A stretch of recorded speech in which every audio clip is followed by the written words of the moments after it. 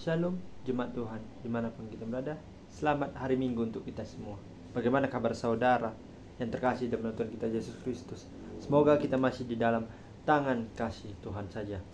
Pemberitaan firman Tuhan kita pada hari ini terambil dari Lukas 4 ayat yang pertama sampai dengan 13. Lukas 4 ayat yang pertama sampai dengan 13 dengan judul perikop pencobaan di padang gurun. Begini firman Tuhan. Yesus yang penuh dengan Roh Kudus kembali dari sungai Yordan, lalu dibawa oleh Roh Kudus kepada padang gurun. Di situ ia tinggal 40 hari lamanya dan dicobai iblis. Selama di situ ia tidak makan apa-apa, dan sesudah waktu itu ia lapar. Lalu berkatalah iblis kepadanya, "Jika engkau anak Allah, suruhlah batu ini menjadi roti." Jawab Yesus kepadanya, "Ada tertulis, manusia hidup bukan dari roti saja." Kemudian ia membawa Yesus ke suatu tempat yang tinggi. Dalam sekejap mata ia memperlihatkan kepadanya semua kerajaan dunia.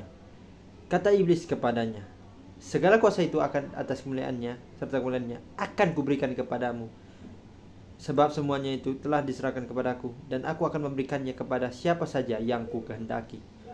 Jadi, jikalau engkau menyembah aku, seluruhnya itu akan menjadi milikmu." Tetapi Yesus berkata kepadanya, "Ada tertulis, engkau harus menyembah Tuhan Allahmu, dan hanya kepada Dia sajalah engkau bangkit berbakti." Kemudian ia membawa Yesus ke Yerusalem dan menempatkan dia di bubungan bait Allah. Lalu berkata kepadanya, "Jika engkau anak Allah, jatuhkanlah dirimu dari sini ke bawah.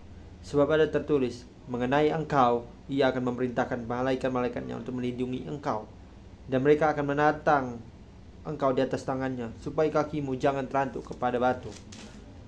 Yesus menjawabnya, katanya, "Ada firman, jangan engkau mencobai Tuhan Allahmu." Sesudah iblis mengakhiri semua percobaan itu, ia mundur daripadanya dan menunggu waktu yang baik. Sejauh ini pemberitaan firman Tuhan, berbahagialah orang yang mau melaksanakan pemberitaan firman Tuhan ini dan mempraktekannya dalam kehidupan kita sehari-hari. Haleluya. Sekali lagi saya menyapa kepada kita semua, Shalom dan selamat hari Minggu untuk kita semua. Dan selamat beribadah kepada kita semua, bahwasanya ini adalah hari Sabat, hari di mana kita untuk beribadah kepada Tuhan. Bapak Ibu Saudara yang terkasih dalam Tuhan kita Yesus Kristus, kali ini kita mengangkat sebuah tema. Saya mengangkat tema dalam pemberitaan firman Tuhan hari ini, yakni Yesus mengalami pencobaan. Sekali lagi, Yesus mengalami pencobaan.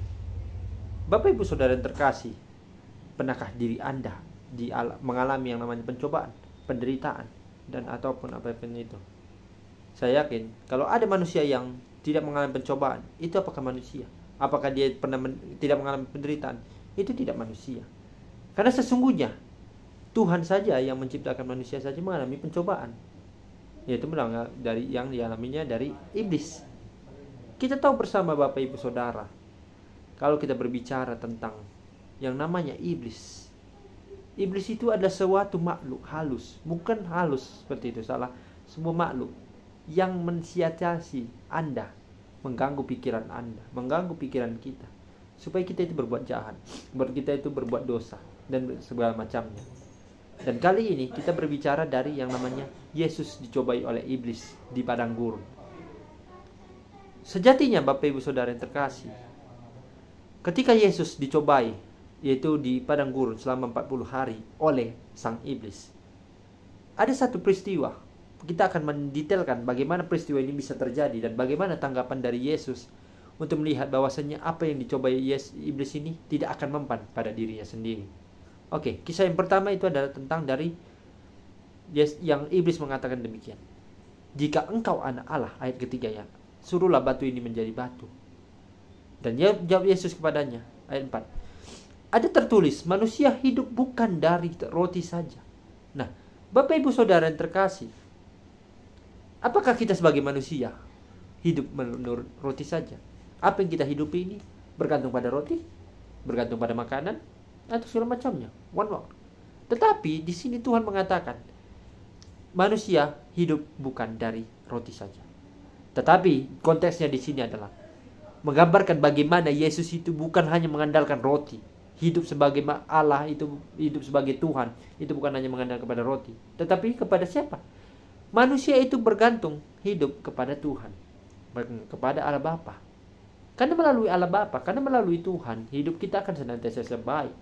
Kalau kita mengandalkan Tuhan, bukan mengandalkan roti, kita itu hidup senantiasa selalu hidup di dalam tangan Tuhan. Makanya Tuhan menjawab, manusia itu bukan hidup di dalam roti saja, bukan bergantung dari roti saja. Tetapi Tuhan mau menekankan bahwasanya kita sebagai manusia hidup di dalam tangan kasih Tuhan, mau mengandalkan Tuhan, bukan bergantung pada roti. Itu adalah kisah pertama. Bagaimana Bapak Ibu merefleksikannya? Apakah mungkin dalam refleksi kehidupan manusia masing-masing, kita sebagai manusia, apakah kita hidup untuk menurut segambar dan juga berkeinginan penuh dalam roti saja? Kalau ada yang mengatakan aku hidup itu untuk roti, itu bukan manusia. Apakah dia mengandalkan roti? Berarti dia hanya mengatakan demikian karena dia mengandalkan yang namanya materi, bukan mengandalkan Tuhannya sendiri. Oleh sebab itu Bapak Ibu Saudara, kalau ada manusia yang mengatakan demikian, yang mengatakan dia adalah mengandalkan hanya hidup dalam roti saja, dia berarti itu mengandalkan yang namanya hidup dalam kehidupan materi. Sebagai manusia yang baik, memang kebutuhan jasmani kita itu harus dipenuhi. Dan terutama itu adalah bukan hanya jasmani, kebutuhan rohani harus kita penuhi. Bagaimana kita bisa mendekatkan diri kepada Tuhan? Itu hanya kita itu hidup menurut kehendak Tuhan saja, bukan menari dari roti, materi. Kalau kita mengandalkan yang namanya materi, apapun itu, hidup kita akan sia-sia. Bagaimana kalau kita hidup hanya untuk mengandalkan yang namanya materialisme, hedonisme, dan segala macamnya yang mengandung isme-isme? Itu sama saja kita mengandalkan yang namanya ajaran mereka. Apapun yang materi, apapun barang dan segala macamnya, kalau kita mengandalkan itu sama saja kita itu hidup tidak mengandalkan Tuhan. Tetapi mari saya mengajak kepada kita semua belajar dari apa yang dikatakan Tuhan, bahwasanya manusia itu hidup bukan dari roti, bukan untuk roti saja, tetapi manusia hidup untuk mengandalkan Tuhan dan berpegang teguh kepada Tuhan saja. Lalu Bapak Ibu Saudara yang terkasih, Yesus dibawa kepada suatu tempat yang tinggi oleh iblis.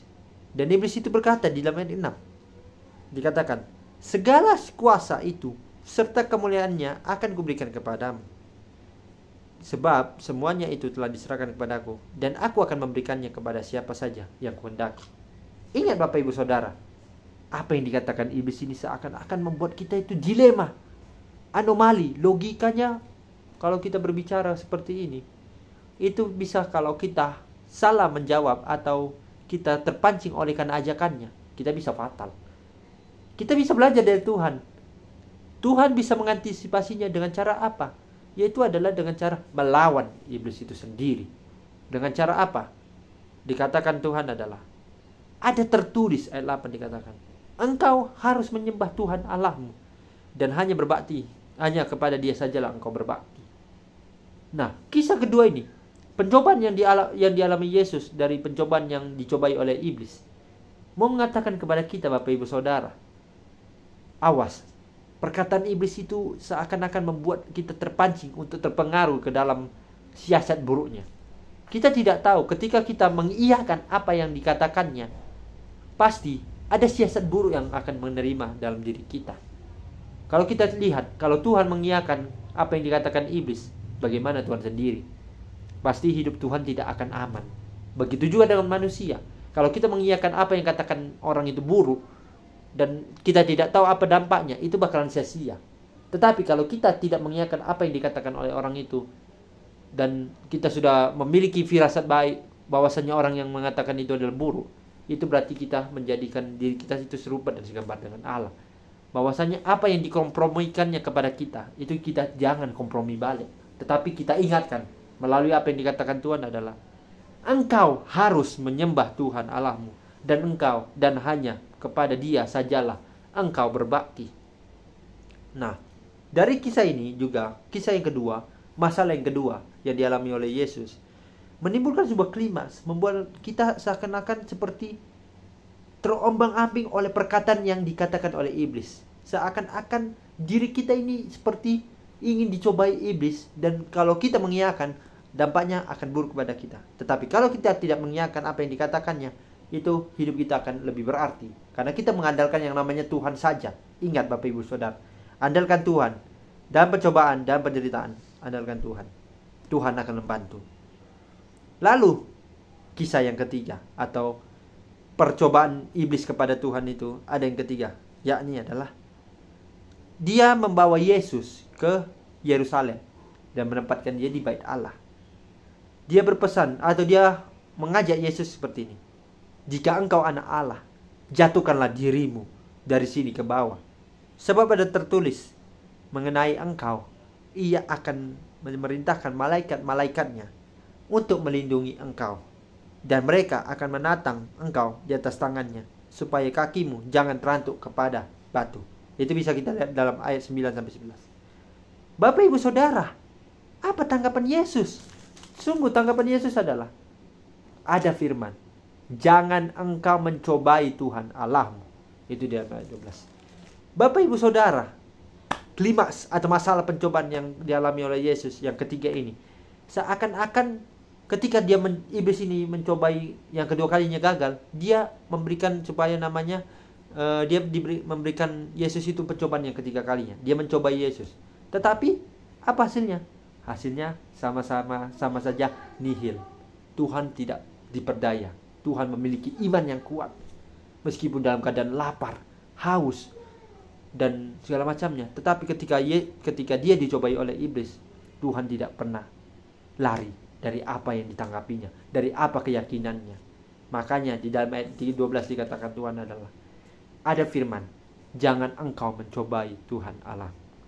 Sesungguhnya Bapak Ibu Saudara, kalau kita berbicara dari ketiga percobaan yang dialami oleh iblis, yang diberikan iblis kepada Tuhan, mau mengatakan kepada kita boleh kompromi kepada banyak orang. Tetapi kalau kita kompromi dengan orang, kita lihat apakah dia bermaksud baik atau tidak. Begitu.